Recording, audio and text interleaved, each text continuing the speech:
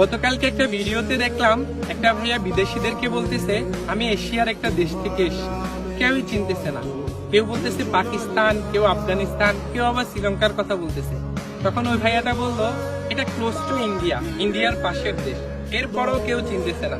এরপরে বললো ডক্টর মোহাম্মদ ইউনূসকে চিনেন, তাও কেউ চিনতেছে না। এরপর ভাইয়া বললো হামজা চৌধুরীকে চিনেন, ফুটবলার, তাও দেখতেছি কেউ চিনতেছে না। তখন ভাইয়াটা বললো সাকিব আল হাসানকে চিনেন, ক্রিকেটার। এই কথাটা বলার সাথে সাথে বিদেশি ভাই বোনেরা বললো ও আপনি বাংলাদেশ থেকে এসছেন। ভাই বিশ্বাস করেন, এই ভিডিওটা দেখার পরে জাস্ট গায়ের পশমগুলো দাঁড়াই গেছে। যেখানে ইন্ডিয়ার পাশের দেশ, এশিয়ার দেশ, ডক্টর মোহাম্মদ ইউনূস, ফুটবলার হামজা চৌধুরী, এসব কাউকেই চেনে না বিদেশিরা। যখনই সাকিব আল হাসানের নাম বলছে তখনই সাথে সাথে সবাই বলতেছে বাংলাদেশ। মানে সাকিব আল হাসান বাংলাদেশকে কোন জায়গায় নিয়ে গেছে আপনারা কল্পনাও করতে পারবেন না।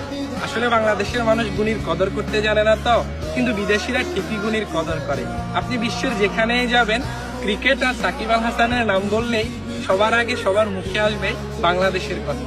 এটাই সাকিব আল হাসান।